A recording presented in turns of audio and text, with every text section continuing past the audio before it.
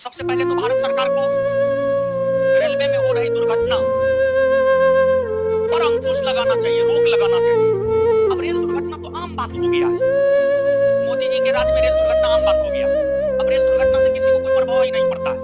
मतलब इतना रेल दुर्घटना हो रहा है ना कि अब हर महीना हर सप्ताह हो रहा है महाराज। एवरेज निकालिएगा तो हर महीना मिल ही जाएगा, समझे? तो नहीं होना चाहिए, सरकार को ध्यान देना चाहिए। जानते हैं एक चीज